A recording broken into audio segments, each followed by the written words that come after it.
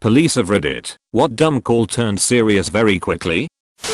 Deputy here. It was a Saturday night, and I had a call for an erratic vehicle, unable to stay in lane, speeding, etc. Everyone assumed it was a routine DWI, because it was Saturday night and started looking. Well, she passed me on a main road, so I turned around and conducted a traffic stop. She stopped her car in a terrible place, so I approached on the passenger side. She was very angry and disrespectful, and she wouldn't turn to look at me, just looked forward. I could smell alcohol, wasn't sure if it was coming from her or the vehicle. I asked for her license and registration to run her information. I decided I was going to talk to her more on the driver side to see if I could find signs of impairment. When I walked over to her side, I saw the entire left side of her face was bruised and blood was coming out of her mouth. Also a bruise on her neck in the shape of a hand and fingers. I had her step out to ask about it. She informed me her boyfriend got drunk and thought she was cheating on him and decided to hold her down by the neck and punch her approximate 10 times. She had major swelling and the blood was a cut from her cheek against her teeth. It took 25 minutes to convince her to give me his information. She told me he lives in a neighboring state and the incident occurred there. I called the neighboring state police and informed them. Found out the guy had 3 felony warrants and they have been looking for him. Sheriff deputy here.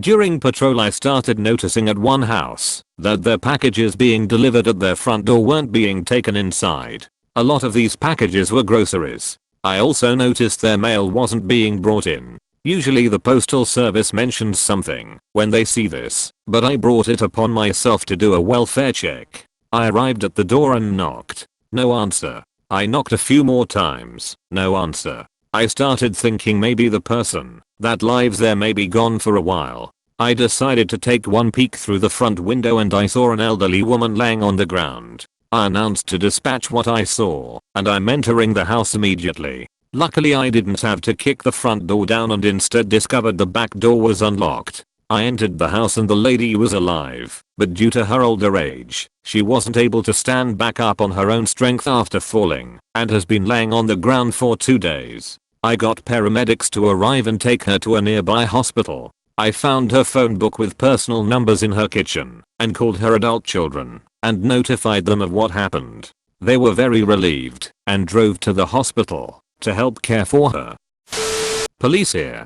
Got a call of some lady refused to get out of the bathroom. It's around 2 AM and the cleaning crew of a restaurant let her inside, but she didn't want to leave. It's raining and cold outside. I think it was January. We get there, and another set of officers from a nearby precinct respond, because it's boring when it's cold and raining. The lady comes out dressed in simple pajamas, no shoes or socks, holding an infant wrapped in a baby blanket. No jacket, no coat, no warm anything. Just button-down pajamas and her tiny infant. All of us are like, hold up. They aren't dressed for this weather at all. The mom looks pretty normal, as in she's not a transient. We learn later she's a brain surgeon and lives in a very swank condo. Turns out she walked 6 to 8 blocks down the street in the rain dressed like this. Then the mother displays behavior attributed to mental health disorders. Starts screaming they are trying to get her. Gets incredibly manic. Hunches down and her eyes go wild. But she's holding that baby tight. We know she needs to go to a psych hospital, but we have to get the baby away first. We plead we want to help her, just let us hold the baby. She won't of course, because in her mind we are all trying to get her. At one point she whispers, kind of spooky, give me a gun, and I'll do it myself. We swarm her. 2 for the baby and 2 on her, and she's screaming bloody finish. It was unnerving to say the least. My partner and I took the call, report. We get a hold of dad, and take the baby back to him. He didn't realize she had left. He's a doctor too. He mentioned she didn't want to take her psych meds anymore, and hadn't taken them in about a week. Lesson learned, if you need psych meds, please take your meds. Don't ever think you're all better without them. It was dumb and routine. Before we got there, it was a local well-known drunken criminal, jack of all trades, who was playing with fireworks. Not an uncommon thing. However, he was in his living room, and they were very powerful and illegal. He was entertaining himself by lighting the wick and putting it out. He wasn't quick enough one time. The mortar went through his roof. blasted the storm door off the hinges into the front yard. His torso lacerated. Intestines needed to be pushed back in and sewn up. About a year later, almost to the day, he got in a fight with his girlfriend on the interstate highway. At some point they pulled over. He got out. Doors were locked, so he climbed on the hood. She started driving, and he fell off. Wasn't even in very bad shape. He was shirtless, of course, and I saw the surgery scars from the year prior. Dude broke into house. Pretty standard burglary. Dude takes the homeowner's katana and is playing with it as the guy returns home. The guy doesn't leave or call the police and proceeds to fight the guy who has his sword in a brawl. No one died, but the burglar got a number done to him, so he wasn't very good at sword skills. I got the opposite response here. Got a call that a woman was giving birth, so me and a rookie head on over to the address. Rookie was super excited to get to help with this, since he hadn't gotten the opportunity yet. So we pull up and his face drops. It's a 50-year-old meth-ed up woman rolling and screaming in her grass saying that she's giving birth to a dog. Anyways, I tell my partner to fuck on out to here and go help the woman deliver that dog. That call went from serious to pretty dumb very quickly. UK cop. Went to a run-of-the-mill slow-time domestic appointment, single crude. Arrive at the address and both parties are present, and it's a small one-bed flat.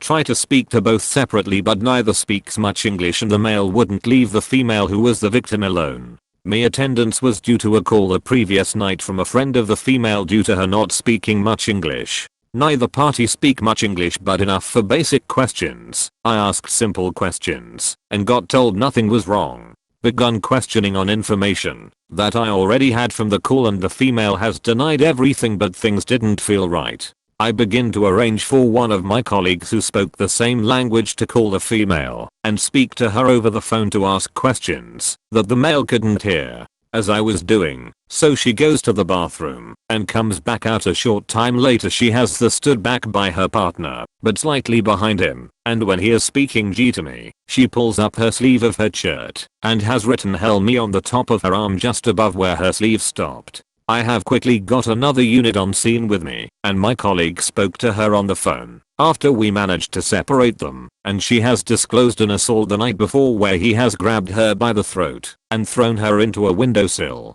He gets locked up, and I have arranged for her to come and speak to my colleague back at the station, where she discloses this wasn't the first occasion, but is the first time she had spoken to the police, where he had previously beat her with a golf club for being late. Would hate to think what could have happened if I had left after she said she hadn't called the police.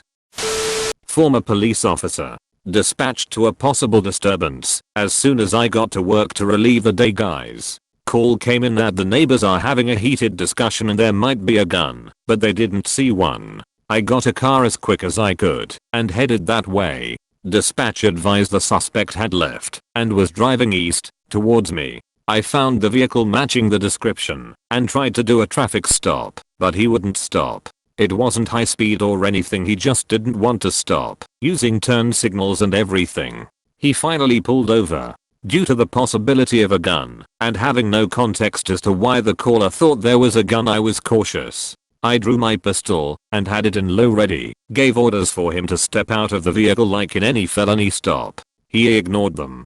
Backup arrived, so we decided to approach with caution and lethal cover. I got up to about 15 feet of his door, and he kicked it open, stuck the gun to his head and committed Sudoku.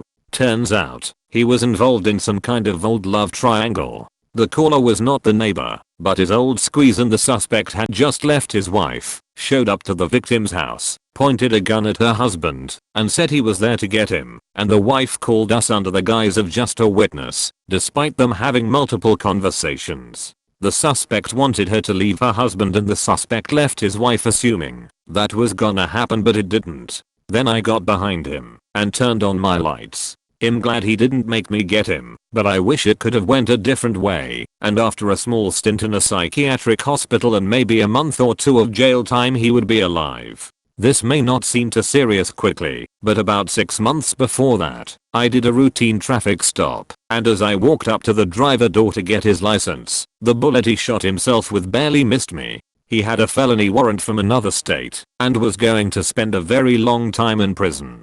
So needless to say, traffic stops are never and never should be considered routine.